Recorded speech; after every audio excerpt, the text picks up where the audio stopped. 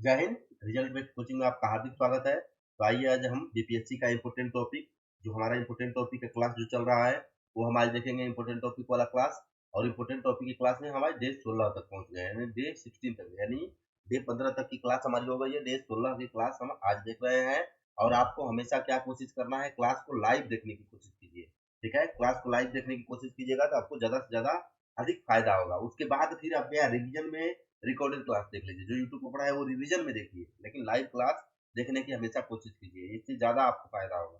ठीक है, और इससे पीछे वाले जितने भी क्लास है वो अगर आपको करना है तो रिजल्ट बेस्ड कोचिंग चैनल को सब्सक्राइब करके लोगो ये आएगा, और उस लोगो देख लीजिएगा, ये चैनल सब्सक्राइब कर लीजिए। उस पर पूरा बीपीएससी के जितने इस बार बीपीएससी से जो जो चीजें इंपॉर्टेंट है, जो कराना है, वो सब कराया गया है। ठीक है, यानी उस पर करंट अफेयर्स की भी क्लासेस है और 15 क्लासेस ये भी पड़ी हुई है। और चैनल को सब्सक्राइब कर लीजिएगा, तो इससे फायदा क्या होगा कि आपको जो इम्पोर्टेंट करंट अफेयर्स की जो टॉपिक मिलेगी वो भी आपको वहाँ उपलब्ध करा दी जाएगी। ठीक है, ये जैसे ही हमारा क्या होगा, ये जैसे ही हमारा ये टॉपिक खत्म होगा, जो हमारा सिलेबस है अभी बीपीएससी का जो हम सिलेबस करा रहे हैं, जैसे ही हमारा पूरा सिलेबस खत्म हो जाएगा, उसके बाद अलग अलग टाइप का हम क्या करेंगे, फिर से इसका रिवीजन स्टार्ट करेंगे। और अलग अलग जहाँ कोचिंगों का है, कुछ कोचिंग होंगे तो उनके भी क्या करेंगे, हम टेस्ट सीरीज भी करा देंगे इस तरह से। ठीक है, ये पूरा पीवाईक्यू है, पीवाईक्यू कर लीजिए। और ये अगर आप कर लीजिएगा तो समझिए आपका लगभग लगभग लगभग ये कर लीजिए, और जो बुक बताए हैं वो कर लीजिए, आपका इस बार पीटी निकल जाएगा। इस बार भी पीएससी का पीटी आप यहीं से क्वालिफाई कर जाएंगे। ठीक है, यहीं से, कहीं नहीं जाना है। इसमें रीजनिंग भी पढ़ाएंगे, और ये हम पूरा को कर दे रहे हैं, जीएस पढ़ा रहे हैं। उसके बाद हम क्या पढ़ा रहे हैं, उसके बाद करंट अफेयर्स की भी क्लास चल रही है, उसके बाद रीजनिंग की भी क्लास चलेगी, जिससे कि आपको कहीं नहीं जाना है। ये पूरी फ्री की क्लासेस है, पूरा कहीं कोचिंग में पैसा आपको इन्वेस्ट नहीं करना। आइए यहाँ हमसे जुड़िए और आप फ्री में एकदम बीपीएससी क्वालिफाई कीजिए। इस बार ये मेरा वादा है, कमिटमेंट है। ये 16 क्लास हो गया है, 15 क्लास की क्लासेस आपको पीछे देखना है। ठीक है, तो आइए हम साइंस से स्टार्ट करते हैं। तो साइंस में हमारा फिजिक्स, केमिस्ट्री और बायोलॉजी ये है हमारा, और हिस्ट्री है।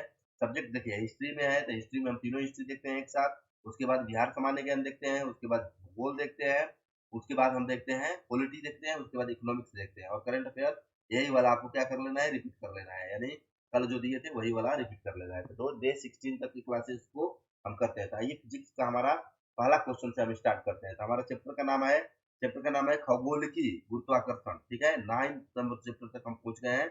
इससे पीछे वाला चैप्टर सभी क्लासेस में करा दिया गया है, वो आपको ध्यान में रखना है। ठीक है, तो यहाँ पहला हमारा क्वेश्चन है, क्या है कि किसी उपग्रह के लिए पलायन वेग 11 किलोमीटर प्रति सेकेंड है। उपग्रह को उपग्रह को ऊर्ध्व 60 डिग्री, यानी 60 डिग्री पर प्रक्षेपित किया जाता है, ऊर्ध्वाधर। तो इस स्थिति में पलायन वेग क्या होगा, यानी ऊर्ध्वाधर अगर उसको 60 डिग्री पर प्रक्षेपित किया जाता है तो इसका पलायन वेग क्या होगा, तो उसका होगा 11 किलोमीटर प्रति सेकेंड होगा। ठीक है, यानी किसी उपग्रह का पलायन वेग उपग्रह के कोण पर निर्भर नहीं करता है।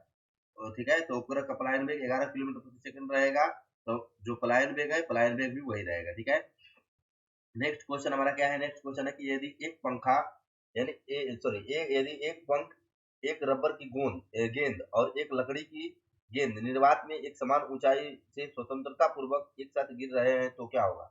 ये देखिए, तीन चीजें है, एक क्या है, एक पंखा है और एक रबर की गेंद है और एक लकड़ी की गेंद है।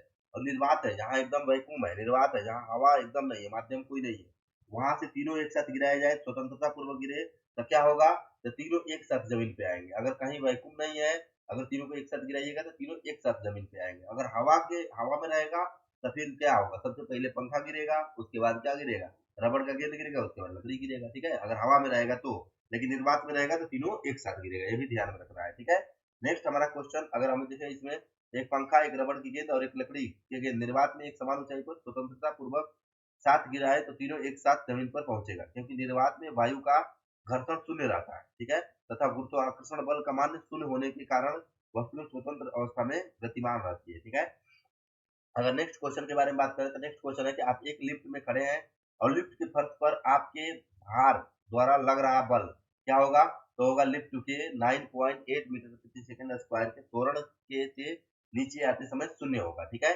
ये होगा इसका आंसर। देखिए, लिफ्ट में 9.8 मीटर प्रति सेकंड स्क्वायर के त्वरण से नीचे आते समय पर लगने वाला बल शून्य होगा। और जब लिफ्ट ऊपर की ओर जा रही है तो मतलब स्थित व्यक्ति को अपना भार बढ़ा हुआ महसूस होता है। जब लिफ्ट नीचे की ओर जा रही होती है तो व्यक्ति को अपना भार घटा हुआ महसूस होता है। यदि दुर्घटनावश लिफ्ट का तार टूट जाए तो वह एक मुक्त पिंड की भांति नीचे गिरती है और इस दशा में उसमें उपस्थित व्यक्ति को अपना भार शून्य प्रतीत होता है। यह भारहीनता की अवस्था है, ठीक है।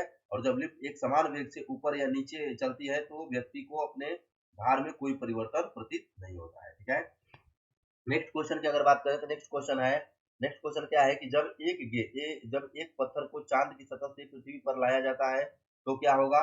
तो होता है इसका भार बदल जाएगा परंतु द्रव्यमान नहीं बदलता है, ठीक है। यानी किसी वस्तु का भार उस स्थान के गुरुत्वाकर्षण बल जी पर निर्भर करता है, जबकि किसी वस्तु का द्रव्यमान प्रत्येक स्थान पर नियत होता है। अतः जब एक पत्थर को चंद्रमा की सतह से पृथ्वी पर लाया जाता है तो गुरुत्वीय त्वरण में परिवर्तन के कारण इसके भार में परिवर्तन आएगा परंतु द्रव्यमान नियत रहेगी, ठीक है। यानी द्रव्यमान नियत रहती है, ठीक। तो इसमें देखिए इसमें क्या है, नेक्स्ट क्वेश्चन है कि पृथ्वी का जी होता है, जी क्या होता है? तो 9.8 मीटर प्रति सेकंड स्क्वायर होता है, ठीक है।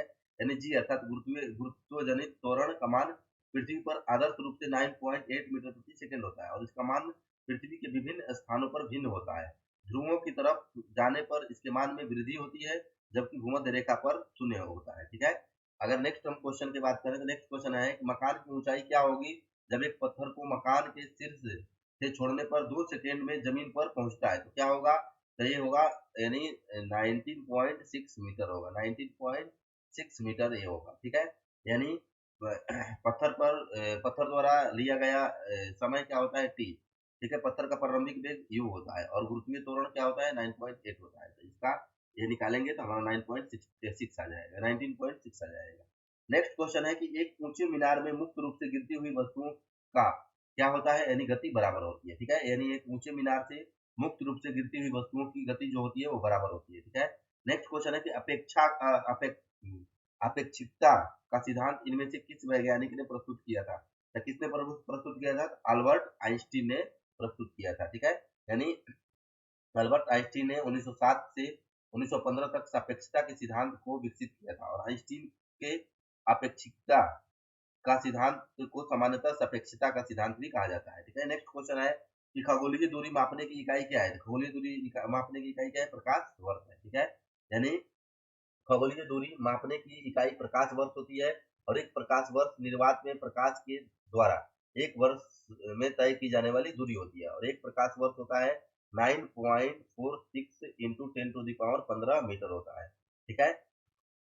अगर हम नेक्स्ट क्वेश्चन के बारे में बात करें तो ये क्या है कि यदि धरती की घूमने की गति यानी घूर्णन बढ़ा दी जाए तो भूमध्य रेखा पर पिंड का वजन क्या होगा? तो घट जाएगा, ठीक है। यानी पृथ्वी की घूर्णन गति घटने पर जी का मान बढ़ता है और पृथ्वी की घूर्णन गति बढ़ने पर जी का मान घटता है। इसी सिद्धांत के आधार पर यदि पृथ्वी की घूमने की गति बढ़ा दिया जाए तो भूमध्य रेखा पर किसी पिंड का भार घट जाएगा। यानी जी का न्यूनतम मान भूमध्य रेखा पर तथा अधिकतम मान ध्रुवों पर होता है, ठीक है। अगर नेक्स्ट क्वेश्चन के बारे में बात करें तो नेक्स्ट है हमारा कि पूर्व से तारे पूर्व से पश्चिम की ओर गति करते प्रतीत होते हैं। क्यों? क्योंकि पृथ्वी पश्चिम से पूर्व की ओर घूमती है, इसीलिए तारे पूर्व से पश्चिम की ओर गति करते हुए प्रतीत होते हैं, ठीक है।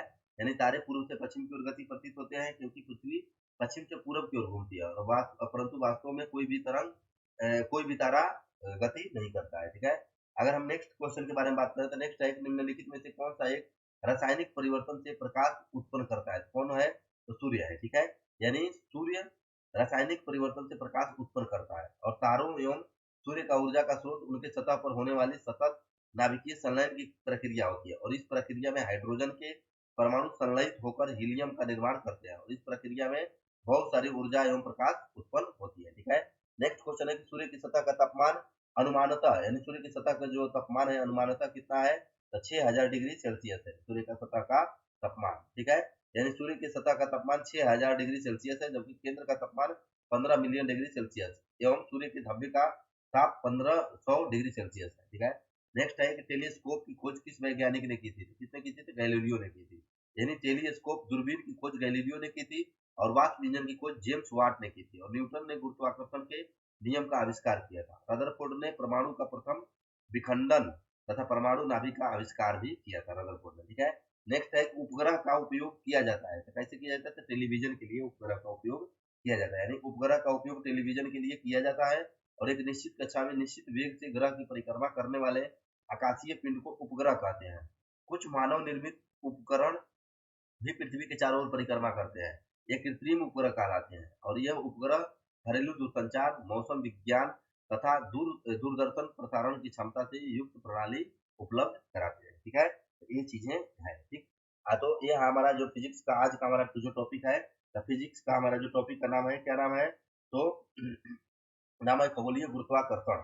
तो खगोलीय गुरुत्वाकर्षण जो इसका फिजिक्स का हमारा टॉपिक है, ये क्या हुआ हमारा समाप्त हुआ। अब हम आते हैं केमिस्ट्री में। तो केमिस्ट्री का हमारा पहला टॉपिक क्या है, यानी देखिए पहला क्वेश्चन क्या है हमारा, तो इससे पहले वाला क्वेश्चन हम केमिस्ट्री का कर चुके हैं पीछे वाली क्लास में, तो आपको पीछे वाली क्लास देखना है। ठीक है, और चैनल को सब्सक्राइब कर लेना है, ज्यादा से ज्यादा शेयर कर देना है। ठीक है, और अधिक से अधिक लाइक भी करने की कोशिश करना है। नेक्स्ट है हमारा क्वेश्चन है कि निम्नलिखित में से कौन सी सिरके का संगठन है, कौन सा है, तो वो है पानी में एसिटिक एसिड का 5% से 8% घोल, यानी सिरका किण्वन प्रक्रिया के द्वारा निर्मित किया जाता है, जिसमें 5% से लेकर 8% तक एसिडिक मतलब एसिड व शेष पानी की मात्रा होती है। ठीक है, नेक्स्ट क्वेश्चन है कि नींबू खट्टा किस कारण से होता है, तो किस कारण से होता है, तो साइट्रिक अम्ल के कारण नींबू खट्टा होता है, यानी नींबू में खट्टापन साइट्रिक अम्ल के कारण होता है। और अम्ल वे पदार्थ होते हैं जो जलीय विलयन में हाइड्रोजन आयन उत्पन्न करते हैं, और अम्ल साधारणतः खट्टे फलों जैसे नींबू, संतरा आदि में पाए जाते हैं। नींबू में साइट्रिक अम्ल, इमली में टाइट्रिक अम्ल, और हरा कशिश में सल्फ्यूरिक अम्ल, और फिटकरी व सोरा में नाइट्रिक अम्ल पाए जाते हैं। और फलों के रसों और सुगंधित तेलों में एसिटिक अम्ल, और लाल चींटियों तथा वर्रे व वृक्षों में फार्मिक अम्ल, और साल के वृक्ष में ऑक्जेलिक अम्ल, और घास तथा पत्ते व मूत्र में बेंजोइक अम्ल, और खट्टे फलों में साइट्रिक अम्ल, जबकि हाइड्रोक्लोरिक अम्ल प्रयोगशाला में अभिकर्मक के रूप में प्रयोग किया जाता है, और रंग व औषधि बनाने तथा अम्ल राज बनाने में भी प्रयोग किया जाता है हाइड्रोक्लोरिक अम्ल का। ठीक है, नेक्स्ट क्वेश्चन है कि बुलेट प्रूफ जैकेट बनाने में इस्तेमाल किया जाता है, बुलेट प्रूफ जैकेट बनाने में किसका इस्तेमाल किया जाता है, तो देखिए बुलेट प्रूफ जैकेट बनाने में इस्तेमाल किया जाता है, तो किसका किया जाता है, केवलर का उपयोग किया जाता है। यानी बुलेट प्रूफ जैकेट बनाने में इस्तेमाल किया जाने वाला बहुलक पदार्थ केवलर होते हैं, और केवलर एक पॉलीएमाइड बहुलक होते हैं। ठीक है, नेक्स्ट क्वेश्चन है कि एस्प्रीन का रासायनिक नाम क्या है, एस्प्रीन का रासायनिक नाम है एसिटिलीन सैलिसिलिक अम्ल होता है, यानी एसिटिलीन का रासायनिक नाम एसिटिलीन सैलिसिलिक अम्ल होता है, और यह एक गैर स्टेरॉयड सूजन रोधी दवा होती है। इसका उपयोग दर्द, बुखार और माइग्रेन के दर्द में राहत देने के लिए किया जाता है। ठीक है, नेक्स्ट क्वेश्चन है कि क्लोरोफार्म का निर्माण में प्रयोग किया जाने वाला गैस कौन सा है, तो वो है मीथेन है गैस है। ठीक है, यानी क्लोरोफार्म के निर्माण में प्रयोग की जाने वाली गैस मीथेन है, और क्लोरोफार्म को ट्राई क्लोरोमीथेन भी कहा जाता है, और यह मीथेन को क्लोरीन को 400 से लेकर 500 डिग्री से सेल्सियस तक गर्म करके बनाया जाता है। इसका उपयोग निषेचक कारक के रूप में व्यापक रूप से किया जाता है। ठीक है, अगर हम नेक्स्ट क्वेश्चन की बात करें, तो नेक्स्ट हमारा क्वेश्चन है कि सेब के सुवास का मुख्य कारण क्या है, तो सेब के सुवास का मुख्य कारण, यानी सेब में गंध उसमें मौजूद वोलेटाइल एरोमा यौगिक यौगिक है, और मुख्यतः एल्डिहाइड, आइसोल्यूसिन, ल्यूसिन और वालिन के कारण ये होता है। जबकि सेब में पाया जाने वाला मुख्य अम्ल मौलिक अम्ल यानी C4H6O5 होता है। ठीक है, तो इसमें ऑप्शन इसका गलत। ठीक है, नेक्स्ट क्वेश्चन है कि नाखून पॉलिश उतारने वाले एजेंट होता है, कौन सा होता है, तो एसीटोन होता है। ठीक है, यानी नाखून पॉलिश उतारने के लिए एसीटोन का प्रयोग किया जाता है, और एसीटोन तीव्रता से नेल पॉलिश को मिश्रित कर वाष्पीकृत कर देता है, इसलिए इसका प्रयोग नेल इंक रिमूवर के रूप में किया जाता है।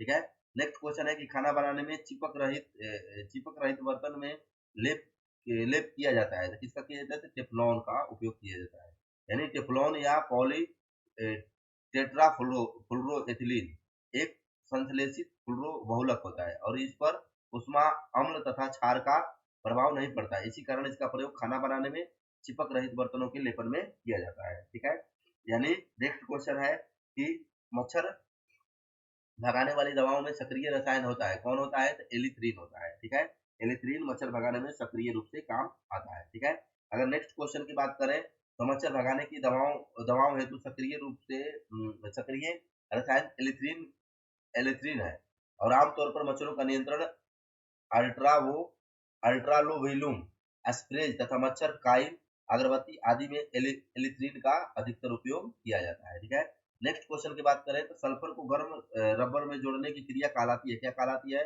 तो वल्कनीकरण यानी वल्कनाइजेशन कहलाती है। यानी सल्फर को गर्म रबर में जोड़ने की क्रिया वल्कनाइजेशन कहलाती है, और गर्म तापमान में रबर पिघल जाता है और चिपचिपा हो जाता है, और ठंडे तापमान में यह कठोर और भंगुर हो जाता है। इन समस्याओं के निराकरण हेतु वल्कनाइजेशन सल्फर बनाया जाता है, जिसमें रबर को मजबूती, लोच और स्थायित्व मिलता है। ऐसे रबर अधिक उपयोगी और उत्कृष्ट गुणवत्ता युक्त होते हैं। ठीक है, तो इस प्रकार जो हमारा आज का ठीक है, आज का जो हमारा क्वेश्चन है, तो हम केमिस्ट्री का आज का हम क्वेश्चन इतना ही तक देखेंगे। ठीक है, नेक्स्ट हम इसमें आज का हमारा यानी इतना क्वेश्चन देख लीजिए। अब हम नेक्स्ट देखेंगे मानव शरीर के तंत्र, यानी मानव शरीर के तंत्र में हम देखेंगे क्या है कि मानव शरीर के तंत्र बायोलॉजी में देखेंगे। तो आइए इसमें आगे वाले क्वेश्चन से देखते हैं। तो हम 77 क्वेश्चन से देखते हैं, इससे पीछे वाला क्वेश्चन हो चुका है। ठीक है, नेक्स्ट हमारा है कि निम्नलिखित में से किसकी कमी से मनुष्य में मधुमेह होता है। मधुमेह किसकी कमी से होता है? तो इंसुलिन की कमी से मनुष्य में मधुमेह होता है। यानी इंसुलिन अग्नाशय के एक भाग लैंगर-हैंस की दीपिका के द्वारा स्रावित एक प्रकार का हार्मोन है, जो रक्त शर्करा की मात्रा को नियंत्रित करता है, और इसके अल्प श्रवण से मधुमेह या डायबिटीज नामक रोग हो जाता है। इसके अति श्रवण से हाइपोग्लाइसीमिया नामक रोग होता है, और इस रोग से जनन क्षमता तथा दृष्टि क्षमता कम होने लगती है, और इसे ही इंसुलिन आघात कहते हैं। और इंसुलिन ग्लूकोज के उपापचय का नियमन करता है, और यह आरएनए संश्लेषण को प्रभावित भी करता है। ठीक है, नेक्स्ट क्वेश्चन है कि 20 वर्ष की आयु में मानव शरीर में हड्डियों की संख्या होती है, क्या होती है? तो 206 होती है। यानी मानव में पूरे शरीर में साधने तथा उसकी आवृत्ति को बनाए रखने के लिए शरीर के भीतरी अस्थियों का जो ढांचा होता है, उसे कंकाल कहते हैं। और मानव का कंकालीय ढांचा एक विशेष प्रकार के संयोजी ऊतक का बना होता है, जिसे कंकाल ऊतक कहते हैं। यह कंकाल ऊतक दो प्रकार के होते हैं, उपस्थि एवं अस्थि। और मनुष्य में अस्थियों द्वारा निर्मित कंकाल तंत्र में कुल 206 अस्थियां होती है, जबकि शिशु अवस्था में 300 अस्थियां पाई जाती है। और समस्त अस्थियों में सबसे छोटी अस्थि स्टेपिज यानी कान में होती है, तथा सबसे बड़ी अस्थि फीमर जांग में होती है। ये भी ध्यान में रखना है कि शरीर में सबसे छोटी अस्थि कान में पाई जाती है स्टेपिज, और सबसे बड़ी अस्थि फीमर कहाँ पाई जाती है? जांग में पाई जाती है। ठीक है, नेक्स्ट क्वेश्चन है कि मानव शरीर में हड्डियों की संख्या कितनी है? तो 206 है। ठीक है, नेक्स्ट क्वेश्चन है कि मानव के जीवन काल में कितने दांत दो बार विकसित होते हैं? तो कितने दांत? तो 20 दांत जो होते हैं वो दो बार विकसित होते हैं। ठीक है, यानी मनुष्य के जीवन काल में 20 दांत दो बार विकसित होते हैं। और दांत का जो अंश दिखाई देता है वह है श्वेत रंग का कड़ा तथा एनेमल चढ़ा हुआ होता है। और शिशु जब जन्म लेता है तो उसके मुख में दांत नहीं होते हैं, परंतु छठे महीने में 1.5 वर्ष की आयु यानी छठे महीने से लेकर 1.5 वर्ष तक की आयु को उसके दूध के दांत निकल आते हैं। और क्या होता है कि 6 वर्ष की आयु होते होते 6 वर्ष की आयु होते होते दूध के दांत गिरने तथा नए एवं अस्थायी दांत निकलने लगते हैं। ठीक है, और इसमें अगले 10 सबसे पहले और पिछले दांत सबसे बाद में गिरते हैं तथा निकलते भी है। अस्थायी दांतों की कुल संख्या 32 होती है, परंतु किसी किसी के मुख में 28 या 30 ही दांत पाए जाते हैं। और मनुष्य के दोनों जबड़ों में 4 प्रकार के दांत पाए जाते हैं। ठीक है, तो कौन कौन दांत है देख लीजिए। दांत भी कौन कौन पाए जाते हैं? तो कृंतक या छेदक दंत, ठीक है, इंसाइजर्स, यह भोजन को पकड़ने, काटने या कुतरने का कार्य करता है। प्रत्येक जबड़े में इनकी संख्या 4 होती है, जो पीछे होती है।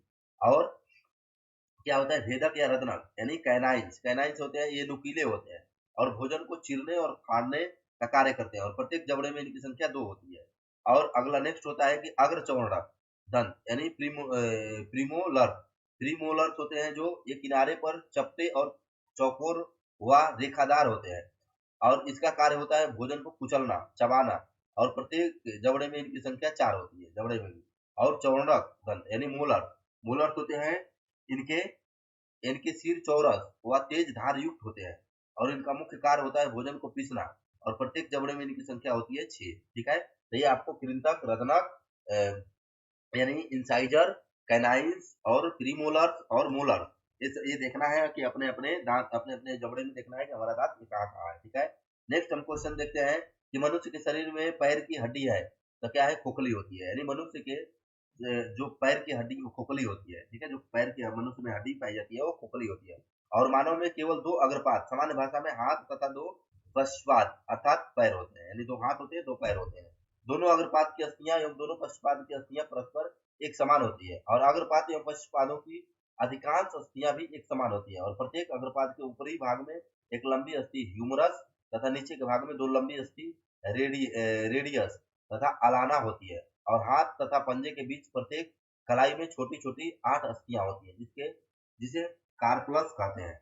और इस प्रकार दोनों पक्षपादों में कुल संख्या क्या हो जाती है, यानी क्या होती है, 60 अस्थियां होती है। ठीक है, नेक्स्ट अगर हम क्वेश्चन की बात करें तो नेक्स्ट है कि निःश्वसन के समय डायफ्रामा हो जाता है, क्या हो जाता है, तो गुंबदाकार हो जाता है, यानी वक्षीय गुहा का निचला भाग एक पतले पट द्वारा बंद रहता है और जिसे डायफ्राम कहते हैं, और ये वक्ष और उदर के बीच के गुंबद के समान पेशीय तंत्र होते हैं। निःश्वसन के दौरान वायुमंडल की वायु फेफड़े में प्रवेश करती है और इस फेफड़े में वायुदाब कम होती है, और डायफ्राम की आर्य पेशीय सिकुड़ती है, जिसे डायफ्राम चपटा हो जाता है, और जबकि निःश्वसन के दौरान वायु वायु जब फेफड़ा से बाहर निकलती है तो डायफ्राम गुंबदाकार हो जाता है। ठीक है, नेक्स्ट क्वेश्चन है कि हीमोग्लोबिन का कार्य है, क्या है हीमोग्लोबिन का कार्य, तो ऑक्सीजन का परिवहन करना है, यानी हीमोग्लोबिन का मानव रक्त में पाया जाने वाला लव युक्त ऑक्सीजन का परिवहन करने वाला धातु प्रोटीन होता है, और रक्त में मौजूद हीमोग्लोबिन फेफड़े से शरीर के शेष भाग को ऑक्सीजन का परिवहन करता है, जहां कोशिकाओं के उपयोग के लिए ऑक्सीजन मुक्त होता है। ठीक है, अगर नेक्स्ट क्वेश्चन की बात करें तो नेक्स्ट क्वेश्चन हमारा है कि डॉक्टरी मृत्यु, यानी डॉक्टरी मृत्यु की घोषणा होती है जब, कब होती है, तो उपरोक्त में से तीनों तथ्य एक साथ मौजूद हो, यानी नाड़ी गति रुक जाए, हृदय गति बंद हो जाए और आंख की पुतली स्थिर एवं फैल गई हो तथा प्रकाश पड़ने पर कोई प्रतिक्रिया ना हो, तो आप क्या हो जाएंगे, मृत्यु घोषित आपको कर दिया जाएगा। ठीक है, यानी आपको नहीं, जो मृत्यु होते हैं डॉक्टर मृत्यु घोषित उन्हीं को करते हैं। ठीक है, ये दिल पे नहीं लेना है। ठीक है, यानी डॉक्टर मृत्यु की घोषणा करते हैं जब नाड़ी गति रुक जाए, नाड़ी की गति रुक गई हो, हृदय का धड़कन बंद हो गया हो और प्रकाश पड़ने पर आंख की कोई प्रतिक्रिया ना हो, तो सभी कारक अगर एक साथ दिखाई दे रहे हैं तो डॉक्टर मृत्यु घोषित कर देते हैं। ठीक है, नेक्स्ट क्वेश्चन है कि मानव शरीर में निम्नलिखित में से कौन सी ग्रंथि जोड़े में मौजूद होती है, तो कौन सी है, अधिवृक्क जोड़े में मौजूद होती है, यानी किडनी। ठीक है, जोड़ों में होती है, यानी मानव शरीर में अधिवृक्क ग्रंथि जोड़ों में मौजूद रहती है, और कशेरुकी जीव में पाई जाने वाली है अंतःस्रावी ग्रंथि होती है। यह वृक्क गुर्दे के ऊपर स्थित होती है और इसका मुख्य कार्य तनाव की स्थिति में हार्मोन स्रावित करना होता है। अधिवृक्क ग्रंथि से एड्रिनल हार्मोन स्रावित होते हैं, और एड्रिनल के कम स्राव से बच्चों में एडिसन नामक बीमारी हो जाती है तथा अधिक स्राव से उच्च रक्तचाप और गोल लाल चेहरा, और इसे कुंसिंग सिंड्रोम भी कहते हैं। देखिए इसमें क्या होता है, अगर किडनी भी दिया होता है तो किडनी भी जोड़े में होते हैं, अधिवृक्क भी जोड़े में पाए जाते हैं। ठीक है, नेक्स्ट हमारा क्वेश्चन है कि यदि शरीर के सामान्य तापमान 37 डिग्री सेल्सियस हो तो शुक्र पिंड का आदर्श तापमान क्या होगा, तो क्या होगा, 34 डिग्री सेल्सियस, यानी शुक्राणुओं के सामान्य उत्पादन के लिए आदर्श ताप शरीर के ताप से 4 डिग्री नीचे रहना चाहिए, यानी शरीर का तापमान 37 डिग्री सेल्सियस है तो शुक्रपिंड का आदर्श ताप लगभग 34 डिग्री सेल्सियस होगा। ठीक है, नेक्स्ट क्वेश्चन है कि पुरुष जन्म का नियमन करने के लिए किस चीज का उपयोग करता है, किसका उपयोग करता है, तो कंडोम का उपयोग करता है, यानी लूप लूप होता है, एक कॉपर्टी होता है, मालाडी होता है आदि जन्म नियंत्रण विधियां महिलाओं से संबंधित होती है, जबकि कंडोम का प्रयोग पुरुष नसबंदी आदि पुरुष जन्म नियंत्रण की विधियों से करता है। नियमन मतलब नियंत्रण, यानी इसमें अगर जो दिया है वो कंडोम का उपयोग किया जाता है। ठीक है, और लूप, कॉपर्टी और मालाडी ये महिलाएं प्रयोग करती है। ठीक है, नेक्स्ट क्वेश्चन है कि मनुष्य में एफ्लाटोक्सिन खाद्य विषाक्तन द्वारा सामान्यतः कौन सा अंग प्रभावित होता है, कौन सा होता है, तो यकृत प्रभावित होता है, यानी जो होता है कि एफ्लाटोक्सिन खाद्य विषाक्तन से सामान्यतः यकृत अंग प्रभावित होता है। ठीक है, इस प्रकार हमारा जो बायोलॉजी का आज का क्वेश्चन था वो भी हम देख लिया है। ठीक है, अब हम आते हैं हिस्ट्री का क्वेश्चन देखते हैं। ठीक है, तो हिस्ट्री की क्लास आपको देखते हैं, तो हिस्ट्री का हम क्वेश्चन देखते हैं। तो हमारा इसमें हिस्ट्री में हम आज शुरू करेंगे एंशिएंट, यानी एंशिएंट का विविध